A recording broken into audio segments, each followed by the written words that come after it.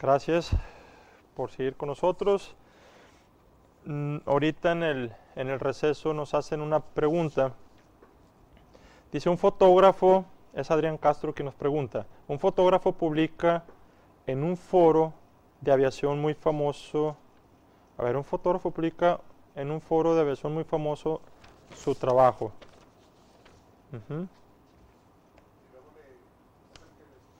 Ok, ya. Y esta persona, lógicamente, tiene una fotografía entre su cúmulo de obras fotográficas, y luego una televisora lo que hizo fue, tomó esa fotografía, el autor de que estamos hablando tenía sus precauciones y les ponía un watermark a sus fotos, y así las hacía en sus compendios y demás. Y lo que hace la televisora es, para hacer nota de algo relacionado con lo que él había fotografiado, agarra una de sus fotos, las edita, les quita watermarks y algún otro tipo de edición, y la empieza a utilizar en alguna nota o en lo que haya sido. ¿Hay acciones en contra de esta televisora? La respuesta es sí. 1. Desde el momento que me dicen que tiene watermarks es que está tomando las medidas adecuadas, y seguramente si la tenía en un blog, en internet o algo, seguramente viene ahí, aunque sean los avisos legales de su página o blog, de que se prohíbe la reproducción total o parcial de los contenidos de este apartado o esta página de internet, y tan así que la misma foto fue alterada. Hay unos subderechos que son los derechos de modificación, alteración, que son prohibitivos. Son a beneficio de que quien es titular de los derechos autorales sobre una obra, y quien viole esos derechos de alteración, reproducción y algunos otros que vamos a ir viendo ahorita, claro que se puede meter en problemáticas. Oye, pero es que es una televisora y pues es famosa, y pues ¿cómo voy a ir David contra Goliat? Pues David le ha ganado a Goliat varias veces, y nos consta, en realidad lo digo, nos consta. No importa el tamaño, al fin de cuentas es el derecho. Y sí habría manera de reprimir, o cuando menos de legalmente evitar que siga haciendo eso esta persona, por no hablar de pago de daños y perjuicios o reparaciones económicas y otro tipo de cuestiones. Pero sí hay sanciones al respecto. Segunda pregunta, Gil Gordillo de Campus Aguascalientes. ¿Qué tal? Envió las siguientes preguntas. ¿Cuál sería su recomendación si deseo reproducir una parte de alguna publicación literaria? ¿Puedo obtener la información de otro sitio si no excedo lo establecido? Para usted, ¿cuáles serían las condiciones ideales para la protección de una obra literaria en Internet? Aspectos legales y de tecnología. Bueno, la primera pregunta, ¿cuál será la recomendación si deseo reproducir una parte de alguna publicación literaria? ¿Puedo obtener la información de otro sitio si no excedo lo establecido? Si ya tenemos identificado la obra de alguien más y queremos hacer uso de ella, reproduciéndola tal cual, o parafraseándola, o haciendo una adaptación de esa obra original, sí hay que tomar en cuenta bien la fuente donde estamos extrayendo esa información, esos datos, si es un libro impreso, si es una página de internet, donde fuese. E insisto, si el titular de estos derechos lo prohíbe y ustedes lo hacen y sobre todo lo comercializan o sacan a la luz esa obra derivada con el manejo de esta información original, sí pueden tener algún problema. La pregunta es, bueno, ¿cómo evado? O más bien, ¿cómo le hago para no caer en esas penalizaciones o en esa situación incómoda? Sería viendo qué parte de esa obra original es la que se quiere utilizar. Si es parte medular de la obra original, va a tener problemáticas, así lo adorne como lo adorne en la obra derivada, y no dejará de tener derecho y posibilidad el autor de la obra original de hacer o de reprimir legalmente ese actuar. Entonces, número 1 es, sí verificar que no sea, vamos a decir, que no afecte la explotación normal de la obra original, porque estemos reproduciendo, parafraseando lo más importante de esta obra. Con eso no quiero decir que sea prohibitivo el utilizar, o más bien, en una obra derivada nuestra, criticar la obra de alguien más. Yo puedo agarrar el 100% de una obra y criticarla y justificar el por qué está bien o el por qué está mal. ¿Sí? Y la puedo utilizar, o puedo criticar el 100%, pero no estoy reproduciendo el 100% de esa obra y luego la segunda capítulo o la segunda parte o el segundo tomo va a ser la crítica. No, vaya, en ese sentido, pues al final de cuentas para eso son las obras, y originalidad habrá en la mía. En esa crítica constructiva o destructiva ya dependerá, y si es destructiva, cuidado con el meternos en camisa 11 varas, de estar afectando públicamente la integridad de la obra de origen. ¿A qué me refiero en concreto? Si queremos utilizar una obra preexistente, insisto, nada más garantizar que de la fuente donde estamos extrayendo, sea la fuente 1, 2 o 3 o la opción que ustedes tengan, no venga esa restricción de que se apruebe su reproducción total o parcial, número 1. Número 2, si no viene o aún viniendo, vamos a hacer uso parcial, citar la fuente invariablemente, eso invariablemente. Y 3, en la obra derivada, que tenga toda la originalidad posible, ¿verdad? En la composición y en la manera de expresar las ideas que nos inspira o fueron inspiradas por esta obra de origen. Ahora, en cuanto a las condiciones ideales para la protección de una obra literaria en Internet, aspectos legales y de tecnología, ahorita es un terreno gris. Lo digo por lo siguiente, al final de cuentas Internet pues es sinónimo de extraterritorialidad y estar en las esferas de todas las naciones, ¿no? Y Estados Unidos tiene una regulación muy particular para el tema de Internet, México no está muy desarrollado en eso, en Europa sí, entonces nos empezamos a poner como en tierra de, al final de cuentas, de nadie o de todos. ¿A qué voy? El hecho de colgar, si me permiten la expresión, una obra en una plataforma en Internet, no significa que esa obra no pueda estar circulando de manera impresa o por algunas otras fuentes. Entonces, yo lo que haría en un caso así es que lo que vaya a subir a una plataforma electrónica, protegerlo en su contenido y su composición y su manera de expresión, reconocerlo, es que me estoy adelantando mucho, pero reconocerlo como una obra impresa o de alguna otra naturaleza, y al meter nosotros en una plataforma electrónica como puede ser Internet y esa divulgación mundial, sí ponerle los candados y un aviso legal muy puntual en la plataforma de Internet donde lo estén divulgando de las restricciones y qué se puede y qué no se puede hacer y quién es el titular y las sanciones que se acarrearían si se extraen o no. Y obviamente poner más allá de los watermarks que en el ejemplo que nos citaron se pueden alterar o se pueden editar, incluso poner algunas restricciones técnicas de no se puede descargar o alguna cuestión parecida, ¿verdad? Que hay algunas páginas que sí lo hacen. Espero haber contestado algo a Gil Gordillo las preguntas que hace. Son preguntas muy abstractas que la respuesta puede ser muy larga, pero cuando menos espero haber contribuido con algo a la duda y aquí estamos de todas maneras a sus servicios. Continuamos por favor en la filmina número 21 para poder avanzar. Las obras objeto de protección, ya vimos que podían ser literarias, musicales, dramáticas, fotográficas y de otras índoles, pero según el autor pueden ser obras conocidas, anónimas o seudónimas. Conocido es, por ejemplo, el artículo de la compañera que nos preguntaba hace unos momentos, oye, pues es que yo sé que hay un material de una persona que me gustaría a mí escribir más sobre ella y que la conocieran las demás, porque es un héroe, porque hizo algo muy trascendental en México o la razón que fuese.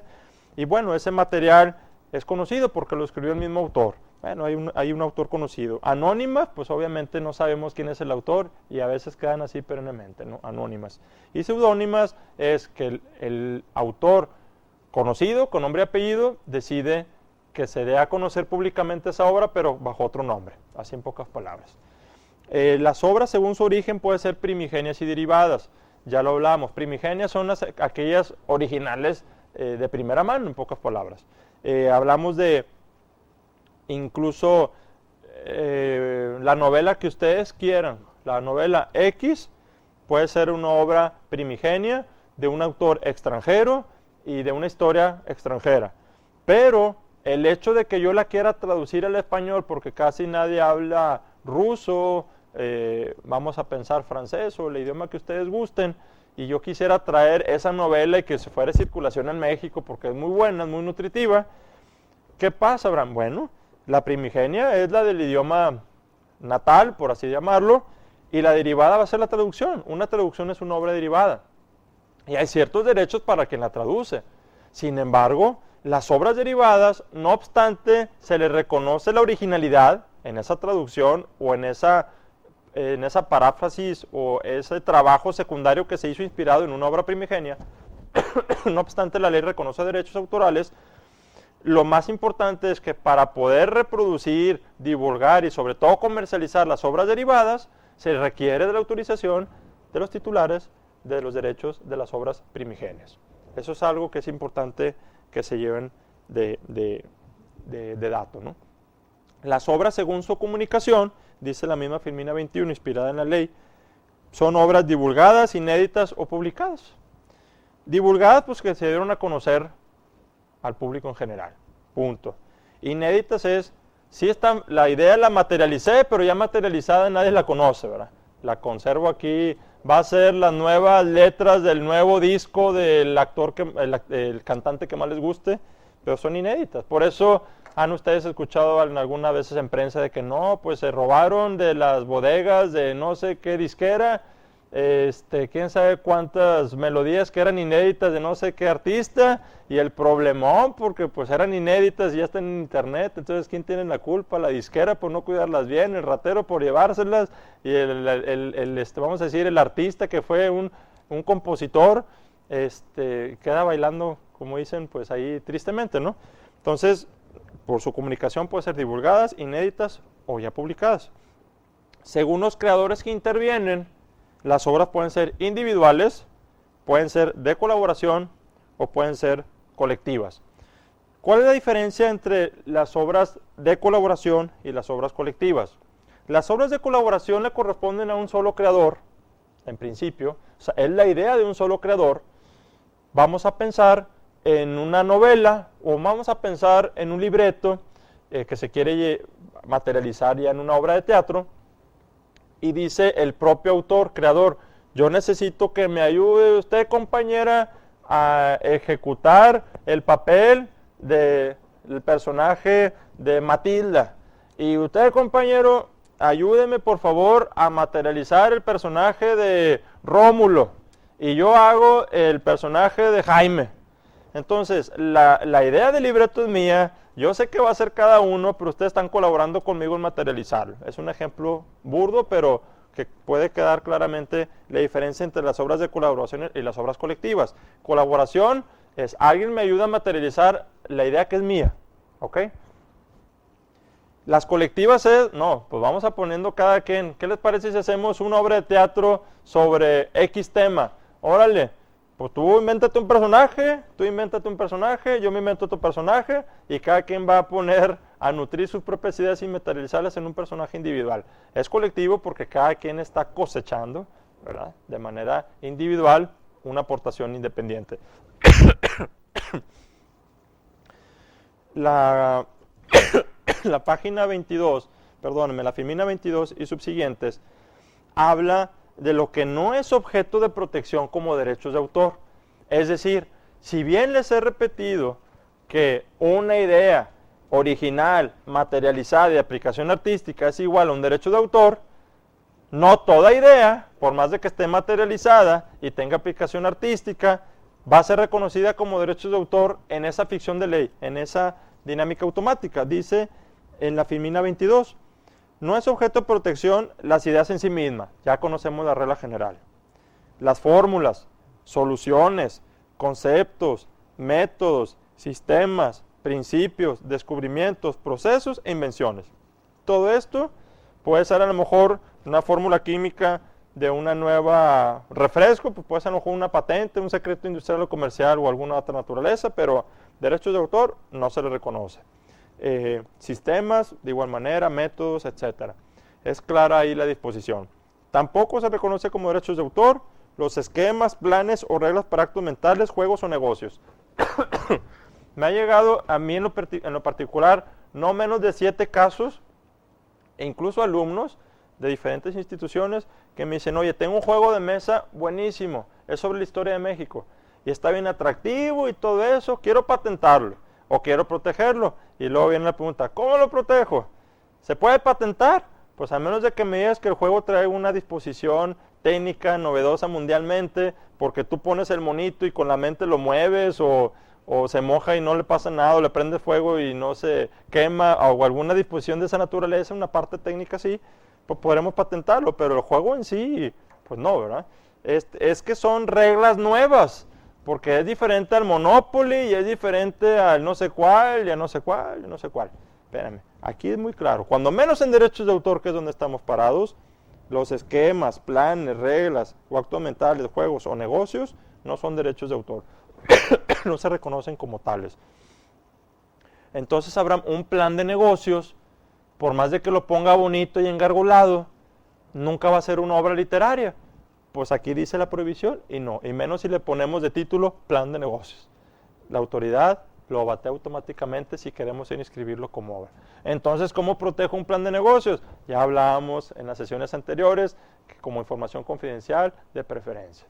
O bien, ponerle a un libro de texto que no es un plan de negocio individual, sino que traiga literatura e información de cómo estructurar un plan de negocio. Yo he visto en libros que se llaman Cómo hacer planes de negocio o planes de negocio, pero es un libro de texto, es una obra literaria, pero no es un solo plan individual de un proyecto en específico, sino es, vamos a decir, doctrina al respecto, entonces sí podrá ser una obra literaria, ¿no?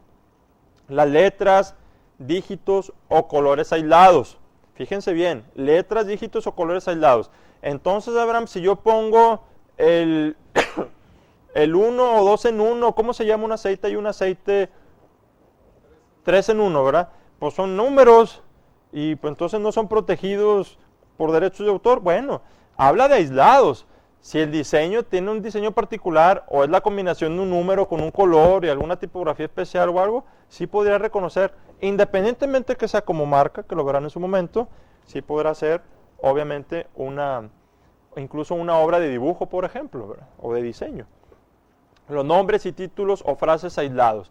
Es que se llama su libro como el mío, pero me lo está fusilando. Un título no es protegible como derechos de autor. Si lo quieren sacar como marca para distinguir libros, es otra historia que lo verán en el curso marcario. Pero como derechos de autor no se reconocen ni los nombres, ni los títulos, ni las frases aisladas. Y menos si son de esas que ya conocemos, de que camarón que se duerme se lo lleva la corriente y todas esas cuestiones, ¿no?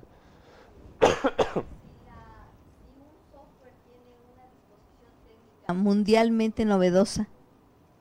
Es buena pregunta.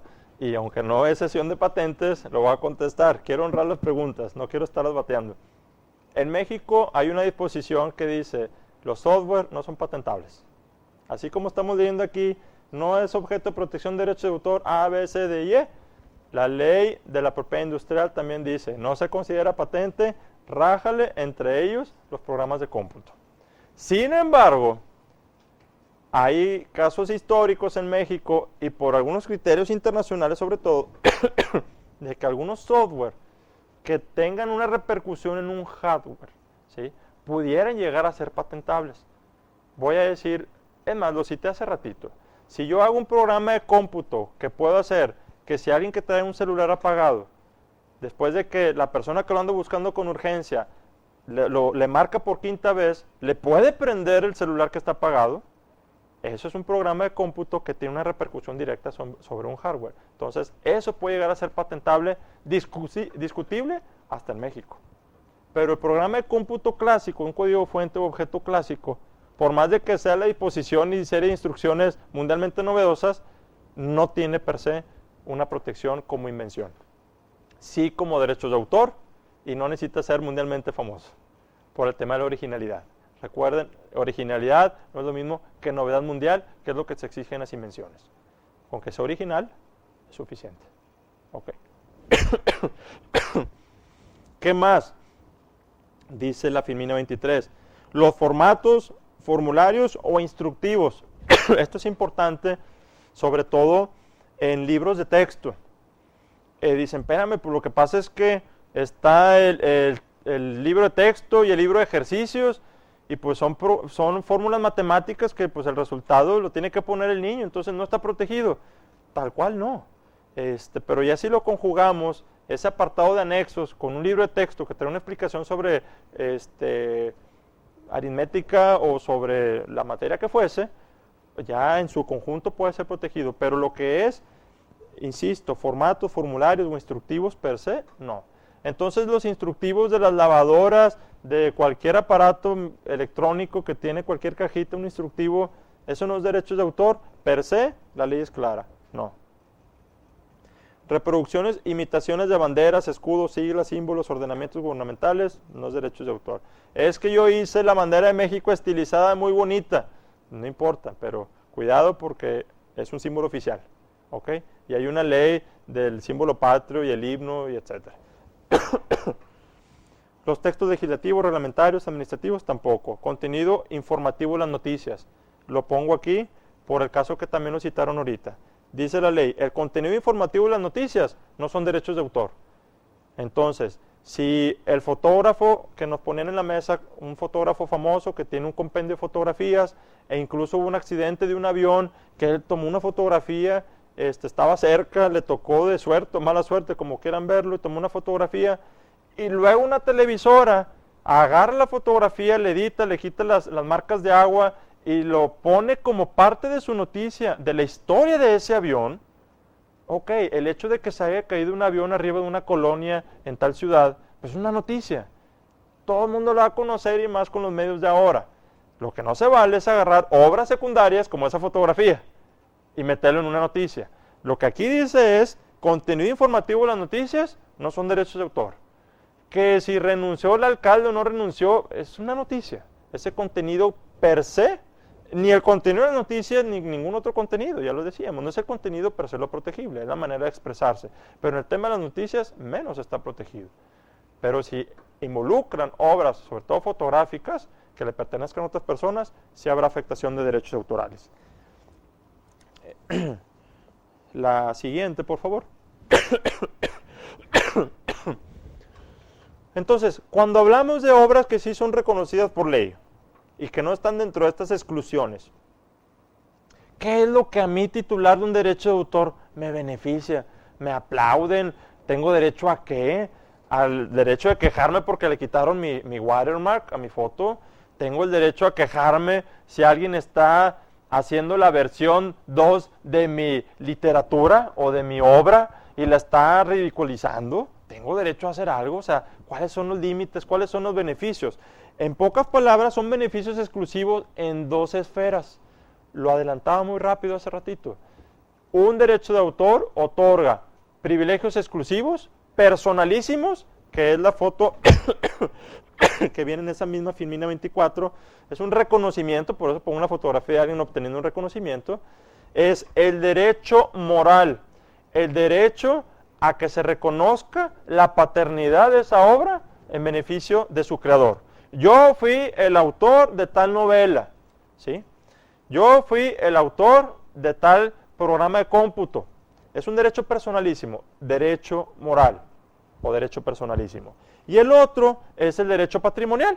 Por eso en esa misma Filmina 24 ponía yo la iconografía de un bonche de dinero, ¿no? Entonces, el titular de un derecho de autor tiene un derecho moral y un derecho patrimonial.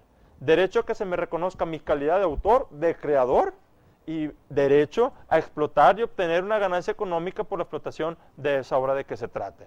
Sea de la obra de la que hablemos, que platicábamos hace ratito, que es dramática, danza fotográfica, o de la que estemos hablando. Ahora bien, en pocas palabras, en una definición de ley, dice la Filmina 25, el derecho de autor es el reconocimiento del Estado en favor de todo creador de obras literarias y artísticas, agrego científicas, en virtud del cual otorga su protección para que el autor goce de prerrogativas y privilegios exclusivos de carácter personal y patrimonial, es lo que estamos comentando. Los primeros se integran el llamado derecho moral y el segundo el derecho patrimonial. Ahora, en la Filmina 26, ¿qué incluye el derecho moral? El hecho de que me aplaudan y me den un reconocimiento porque yo fui el creador, no, nada más se trata de eso. No es nada más un derecho romántico el derecho moral. Dice la ley, el autor es el único primigenio, que yo diría primigenio y único, y perpetuo titular de los derechos morales sobre las obras de su creación. ¿Qué quiere decir esto? Aparte, el derecho moral se considera unido al autor y es inalienable, en español es no se puede enajenar, no se puede comercializar, imprescriptible, en español no fenece con el paso del tiempo, es irrenunciable, aunque no quieras, siempre vas a ser el autor y vas a ser el creador, e inembargable, es decir, no lo puedo dejar en garantía prendaria para sacar un préstamo, no lo puedo dar en garantía de que, mira, vamos a hacer esto, préstame 500,000 pesos y ahora te hago a ti como autor de 100 años de soledad, hombre, pero préstame los 100,000, no es inembargable, ¿ok? Entonces, ¿qué dice toda esta filmina en pocas palabras la 26? El creador de una obra, aunque no quiera, va a ser siempre el creador. Y siempre va a ser una persona física. El TEC de Monterrey nunca va a poder ser autor de una obra. Siempre será el maestro 1, el profesionista de apoyo 2, el alumno 3, pero nunca en la institución como tal. Los derechos morales siempre son personalísimos, irrenunciables, inembargables y todas estas características que el artículo 19 de la Ley Federal del Derecho de Autor regula y corresponden siempre a esa persona física de origen. Así lo dice en la filmina 26. Ahora, perfecto, ok, yo soy el creador y tengo esas ventajas y soy siempre y para siempre y nada más yo. ¿Y luego qué? ¿Qué más me da el derecho moral? Cosas importantes que se subestiman. Filmina 27. Los titulares de los derechos morales podrán en todo tiempo, dice el artículo 21, determinar si su obra ha de ser divulgada y en qué forma o la de mantenerla inédita. Es decir, yo autor, creador, yo soy el que mando sobre cuándo va a ser divulgada, es decir, hecha de conocimiento público, mi obra. Y aquí yo mismo me adelanto, empiezan los maestros, espérame entonces, ¿por qué el TEC anda divulgando obras mías y el rediseño de la materia no sé cuál y cosas por el estilo? Y lo pongo de ejemplo pues, para entendernos todos, ¿no? Es muy sencillo, hay ciertas restricciones a ese derecho primario del autor. El autor de los derechos que voy a decir, hay algunos que no aplican cuando la obra es producto de una relación de trabajo, es decir, hecha por un empleado, pues le corresponden ciertos derechos al patrón. No estoy hablando de que el patrón se hace autor, no, pero hay ciertos subderechos morales, como el derecho de disponer cuándo va a ser divulgada o no la obra, que pueden corresponder a otra persona, física o moral, ¿ok? Dice también en la filmina 27, el derecho moral incluye el derecho a exigir el reconocimiento de su calidad de autor respecto de la obra por él creada y la de disponer que su divulgación se efectúe como obra anónima o seudónima. Yo autor digo, si quiero que me pongan como mi nombre y apellido o me inventen un nombre porque no quiero, soy tan sencillo y humilde que no quiero que aparezca mi nombre, hombre, en tal maravilla, bueno, pues le ponemos un nombre inventado y ponemos un seudónimo. Tiene ese derecho el creador de la obra. De igual manera, en la filmina 28, parte de los derechos morales es el exigir, ojo, respeto a la obra, es decir, oponerse a cualquier deformación, mutilación o modificación, así como a toda acción o atentado que le cause demérito o perjuicio a la reputación de su autor. Entonces, hablábamos hace ratito de una fotografía que toma un fotógrafo, para la redundancia, y luego es alterada. A lo mejor en la edición, para quitarle el watermark, esta televisora, pues le quitó un poquito el diseño, el color, algo, algunos de los elementos originales de esa obra fotográfica. El titular del derecho moral puede hacer valer estos subderechos, que es de integridad de la obra, de respeto, para que no se modifique, mutile, deforme, altere, y mucho menos si va a afectar, como dice aquí, la reputación de su autor. Sí se puede hacer eso y es uno de los subderechos morales reconocidos por ley. También parte del derecho moral es el modificar la obra, va obviamente un poquito entre líneas, el de retirar la obra del comercio, el de oponerse a que se distribuya una obra que no es de su, el de oponerse a que se le atribuya una obra que no es de su creación. Y luego nos andan colgando muertitos, no, tú eres el autor de tal cosa, espérame, yo no escribí eso, o yo no compuse tal música, esa no es una obra que me corresponde, y legalmente se puede oponer, hay procedimientos para ello. Hasta aquí los derechos, subderechos morales, para no entrar en más detalle, hay otros, pero les digo que es un universo un poquito complejo. El derecho patrimonial, todos entendemos que es el derecho a obtener ganancias económicas por la explotación normal y legítima de una obra. Hasta ahí nos podemos ir todos contentos y lo entendemos, pero vamos a rascarlo un poquito más. Dice, corresponde al autor explotar de manera exclusiva sus obras o de autorizar a otros su explotación en cualquier forma dentro de los límites que establece la ley. Es decir, el derecho patrimonial en principio corresponde al autor, salvo, al rato lo vamos a ver, que sea obra producto de una relación de trabajo o de una obra encomendada bajo ciertas circunstancias. Pero bueno, ¿qué incluye el derecho patrimonial? Dice también la Filmina 29, el titular del derecho patrimonial de autor, heredero, es titular del derecho patrimonial el autor, en primer término, o los herederos, o el adquiriente por cualquier título. Heredero, retomo el caso que nos pusieron en la mesa para ser congruentes, de un señor que escribió algo de su vida, algunas experiencias, lo publicó en internet, fallece el señor, pero hay una obra, de la cual incluso hay quien quiere retomarla, pedir autorización a los familiares o a quienes tengan o corresponda, ojo, este derecho patrimonial para seguir desarrollándola. El señor ya falleció. El derecho moral de autor, pues obviamente es imprescriptible, pero bueno, al final de cuentas no va a dejar de decirse que él es el autor. Pero para hacer la explotación comercial de esa obra, sí tenemos que pedirle permiso a los titulares de los derechos patrimoniales, que en este caso pues serán los herederos. El autor es el titular originario del derecho patrimonial y los herederos o causavientes por cualquier título se consideran titulares derivados. ¿Ok? Sin embargo, adelanto Filminas, dice, el autor es el titular, dice, originario del derecho patrimonial. Entonces, yo creador de la obra X, tengo, ya me quedó claro, lo que son los derechos morales, son inalienables, imprescriptibles, no puedo renunciar y demás. Y de los derechos patrimoniales, a mí es el que me corresponde primero. ¿Sí? Así lo dice la ley. Pero los causavientes, ¿quiénes son? Son aquellos que, sin ser herederos, sí les corresponde por disposición de ley, en el caso, por ejemplo, de patrones, o en el caso de que yo cree una obra y le transfiero a la compañera, por ejemplo, los derechos de explotación. Mira, yo ni tengo recursos, esta obra puede ser un hit, vamos a decir un Harry Potter Plus. Entonces, va a ser un exitazo y más si lo llevamos a la pantalla grande, pero todos los derechos sobre mi novela se los voy a transferir a alguien más, persona física o moral. Los derechos de explotación, acuérdense que la autoría esa es irrenunciable y es inalienable, no puedo transar con ella. Pero sí los derechos patrimoniales. Entonces, ¿quién es el causaviente? El que adquiere de segunda mano, por así decirlo, esos derechos de explotación. Esos derechos patrimoniales es un titular de derechos patrimoniales como causaviente. Y obviamente es derivado, es un titular derivado. Disculpen. ¿Qué dice la Filmina 30? Los titulares de los derechos patrimoniales podrán autorizar o prohibir, artículo 27, la reproducción, publicación, edición, fijación, material de una obra en copias o ejemplares efectuada por cualquier medio, ya sea impreso, fotográfico, gráfico, plástico, audiovisual, electrónico, fotográfico u otro similar.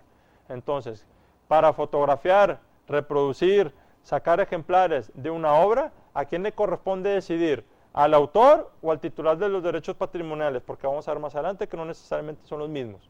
Al que sea titular del derecho patrimonial le corresponde decidir todo eso. De igual manera, la comunicación pública sobre la obra, así como la transmisión pública o radiodifusión de sus obras en cualquier modalidad, sobre todo en la industria de la música, al que es titular de los derechos patrimoniales es el que rige si ya sale a la luz pública o vamos a decir en radio tal melodía o tal demo, etc. De igual manera, el derecho patrimonial, Filmina 31, dice, conlleva la distribución de la obra, incluyendo la venta u otras formas de transmisión de la propiedad de los soportes materiales que las contengan, así como cualquier forma de transmisión de uso o explotación. La obra musical, pues obviamente es sonido, con o sin letra, pero va en un soporte, llámenle en un CD, llámenle en algún dispositivo móvil, o sea, la música como tal pues tiene que estar plasmada en algo. Entonces, ¿qué sucede? Muchas veces se compra música y en principio pues está prohibido reproducirla sin autorización y más para venderla. Pero ¿qué te dice el dueño el que compró el CD en cualquier tienda reconocida y luego empieza a sacar copias y las vende ahí en su colonia, ya sea de un software, por no decir música, porque la música cada vez más obsoleta transarla de ese modo, pero pensemos en un programa de cómputo. Yo fui a la tienda, compré un original y estoy sacando copias y las vendo al 10% del valor del original. ¿Y soy el dueño? Pues si yo pagué. Por eso, pagaste por el soporte material y seguramente por una licencia de tal compañía para que explotes en una computadora 2 o 3 según el número de máquinas y por tanto tiempo esos derechos de autor que es tu programa de cómputo. Pero el hecho de que seas propietario de ese soporte y el que sea el licenciatario autorizado y que pagaste por ello, no te permite el que tú estés reproduciendo, eso le corresponde al titular de los derechos patrimoniales sobre ese programa. Llámele Microsoft, llámele como quieran, y bueno, pues para eso hay compañías, o más bien entidades como la Business Software Alliance, la BSA y algunas otras, que por eso están reprimiendo esa réplica en medida de obras, viéndolo desde este punto de vista, aunque el software es más comercial y técnico, pero no dejan de ser obras, por este tipo de disposiciones legislativas, que es lo que le da como prerrogativa al titular de un derecho patrimonial. En la 32 queda muy ejemplificado, de manera muy concreta, esa paridad entre autor y titular. En principio es la misma persona, dice la ley. El autor, pues es el titular. No es lo mismo autor y titular, porque autor es el creador. Titular es al que le corresponde los derechos de explotación, ¿ok? Pueden ser la misma persona, es cierto. Pueden ser personas diferentes, también es cierto. Sobre todo cuando hay relaciones laborales o de encomiendas. ¿De qué va a depender? Si nos vamos al ejemplo de la Filmina 33, de si la idea es propia o es una encomienda académica, laboral o de servicios. Abraham, si el maestro encarga un trabajo final que es un aparatito que reduzca la energía al 20% de consumo de un hogar y ese va a ser su examen final, ¿de quién es? ¿Del maestro, del TEC o del alumno? Ejemplos clásicos, en una institución de educación superior sobre todo. Pues depende, ¿verdad? Al alumno no le está el maestro pagando porque desarrolle eso como para que el maestro diga, oye, es mío, pues yo te lo encargué en clase, ¿verdad? Entonces, tu trabajo final, yo puedo, maestro, hacer lo que quiera porque yo te lo encomendé. Pues no es cierto, ¿verdad? El maestro tampoco puede decir al TEC, oye, pues si yo soy el que está en la clase, ¿verdad? Yo soy el que la está encomendando, yo tengo más derechos que tú. No, pero tú eres maestro, entonces tú trabajas para mí. Pero no por eso el TEC va a decir, entonces, ese trabajo final es mío, porque alguien de mis empleados, un maestro, se lo encomendó a un alumno, entonces, si fue el punch comercial o técnico es determinado desarrollo, entonces me corresponde a mí, tampoco. Porque nadie le está pagando al alumno, el alumno está pagando para su educación y es parte de su encomienda académica. ¿Ok? Entonces, ¿a quién le corresponde la titularidad de origen de los desarrollos académicos? A los alumnos. Siempre que no estén auspiciados en un programa específico, en este caso por el mismo tecnológico, oye, te estoy pagando aparte, digo, tú estás pagando por tu colegiatura, ¿verdad? Pero tu colegiatura no incluye el que yo te esté bajando recursos de no sé dónde, el que esté invirtiendo más tiempo del aula, ¿verdad? Para en nuestros laboratorios ir desarrollando, ya son condiciones diferentes, ¿verdad? Entonces, entre que ya no es nada más una cuestión o producto de una cuestión meramente académica, que es por lo que se paga la colegiatura en términos generales, y entre que hay más elementos como pueden ser las políticas de propiedad intelectual del tecnológico, que están difundidas en la página de internet, en las que existen reglas claras para eso. Entonces yo lo pongo en la mesa, no por entrar en camisa 11 varas, sino porque pues, es mi obligación, al hablar de derechos de autor, decir que esto es lo mismo que para las patentes y las células de investigación y los, vamos a decir, desarrollos de incubación, y etcétera. No dejan de ser activos de propiedad intelectual y están regulados tanto por ley como por las políticas institucionales.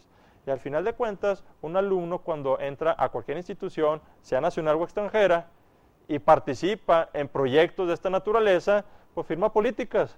Y las políticas es un acuerdo, y son las normas que rigen la relación entre las partes que involucra. Entonces, es lo que norma, en pocas palabras, y tendremos que ajustarnos a eso.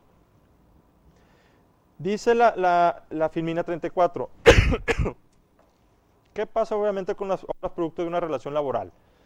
Dice, la ley, en pocas palabras, artículo 84, en obras producto de una relación laboral establecida en contrato individual de trabajo, escrito, salvo pacto en contrario, se presumirá que los derechos patrimoniales, paréntesis, explotación comercial y algunos subderechos que hablamos ahorita, se dividen por partes iguales entre empleador y empleado. No puedo dejar de decir la regla general por ley.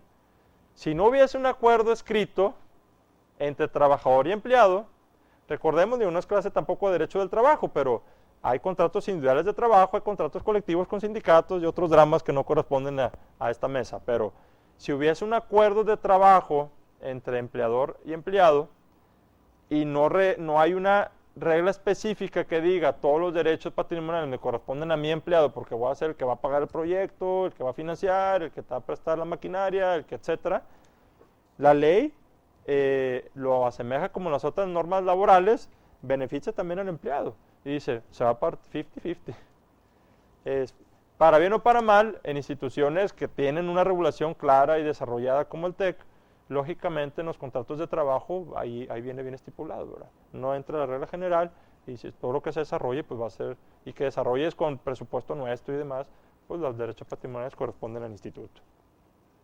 Dice también la ley, el empleador podrá divulgar la obra sin autorización del empleado, pero no al contrario. ¿Qué sucede? Aguas. Y lo digo aguas no por amenaza, pero entre que escribimos artículos, entre que escribimos de repente desarrollos innovadores, entre que hacemos artículos, entre que queremos participar para el concurso no sé cuál, y entre que a veces son encomiendas directas de un departamento, de una célula de investigación, de una cátedra, etcétera, y andamos como desarrolladores en nuestro carácter de empleados, andamos divulgando cosas que no nos corresponde a nosotros divulgar. Entonces hay que tener mucho cuidado, no por otra cosa, sino para no contrapuntar los derechos de un empleador, como puede ser el TEC o alguna empresa, por andar divulgando cosas que al que le corresponde divulgar es al empleado, el empleador, perdón, no al empleado, ¿ok? Entonces lo pongo con fundamento en ley para, lógicamente, mayor información. A falta de contrato individual de trabajo por escrito, el empleado. Si hay contrato escrito en la relación trabajador-empleado, pero no vienen reglas claras, 50-50. Entonces, yo contraté a un primo y como es mi primo, pues ¿para qué lo meto en contratos y toda mi empresa? Pues es mi primo y es muy bueno para no sé qué cosa y él va a ser el que haga los programas de cómputo y los códigos fuentes de objetos, él es el que le entiende. Entonces, pues que entra aquí a mi oficina, pues es mi primo de toda la vida. Entonces, perfecto. Pero no hay contrato individual de trabajo, adiós. Todo va a ser del primo.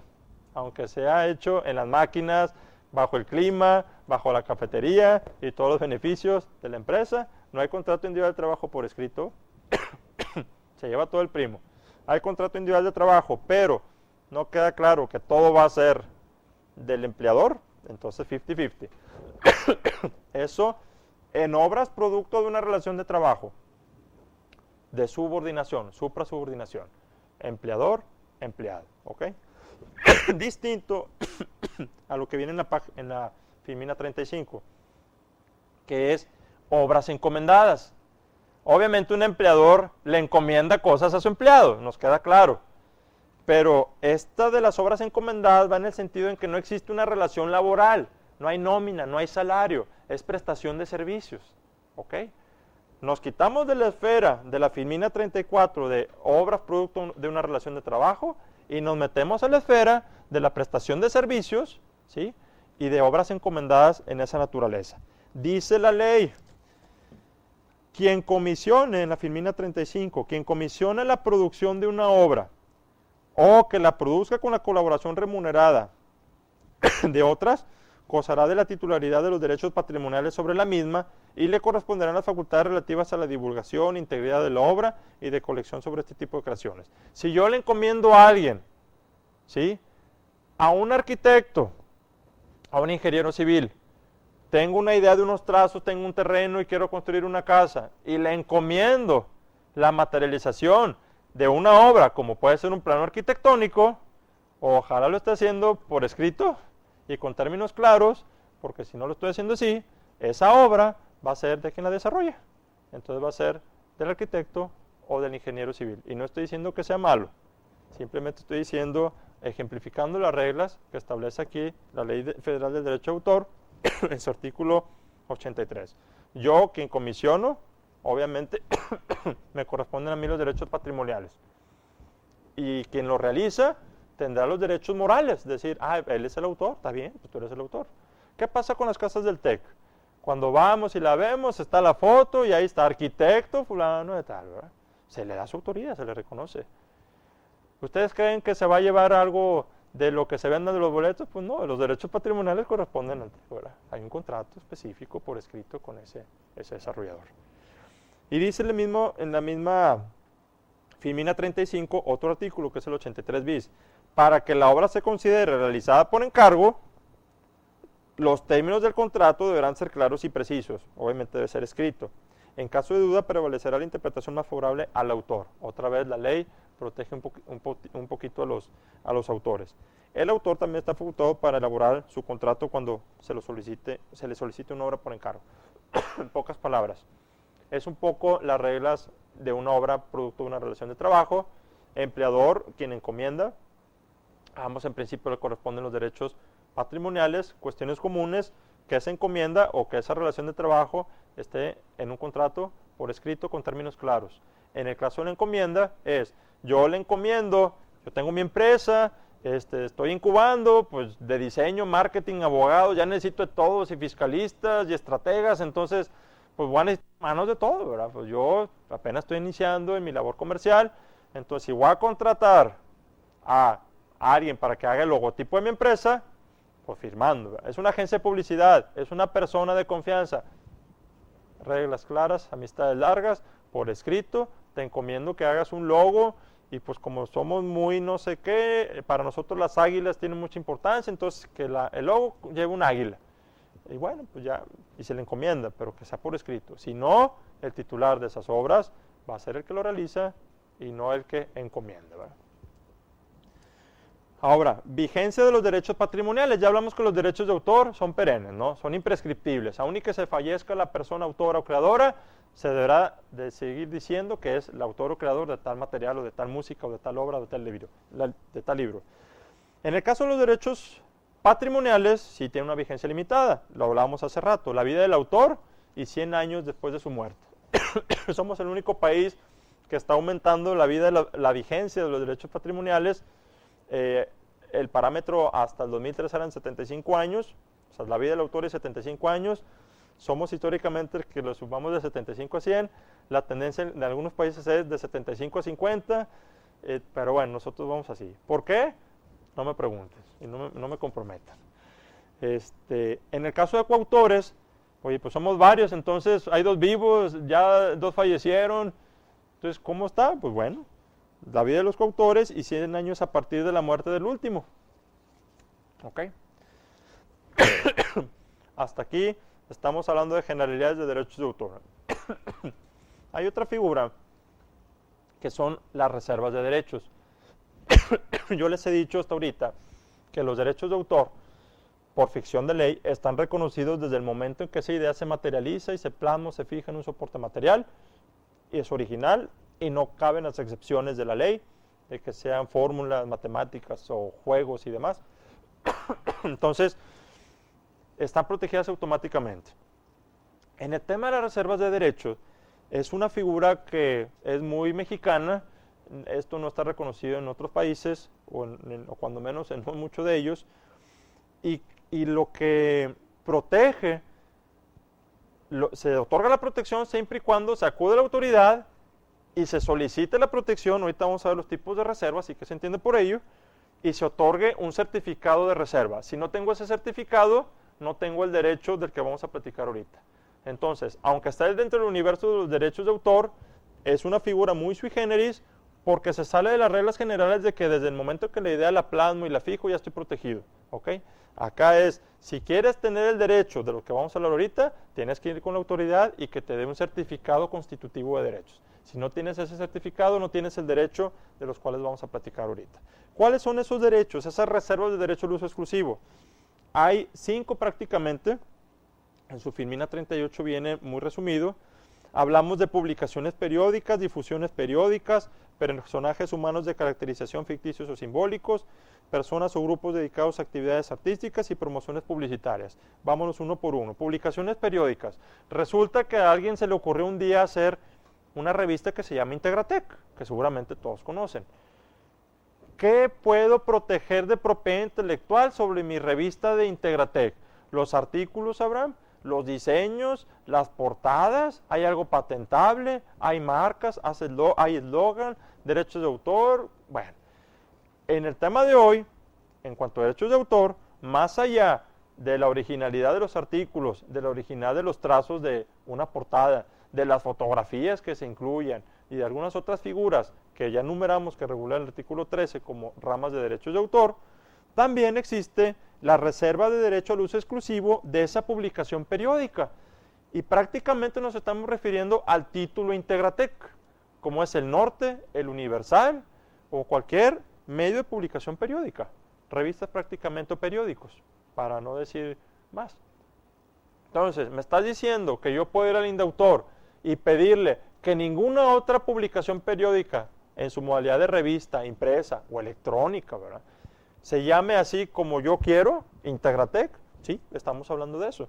Entonces, tenemos que ir al Instituto Nacional del Derecho de Autor, que es la autoridad en México que se encarga de la administración de los derechos de autor, entre ellos también las reservas de derechos, y decirle o pedirle que me otorgue la reserva de derecho al uso exclusivo de la palabra Integratec para publicación periódica, vía impresa o vía red de cómputo. Y eso me lo va a dar por un año. Y si me interesa tener por otro año, tengo que solicitar la renovación año tras año. ¿Ok? Esas son las publicaciones periódicas. De igual manera están las difusiones periódicas. Hablamos de un programa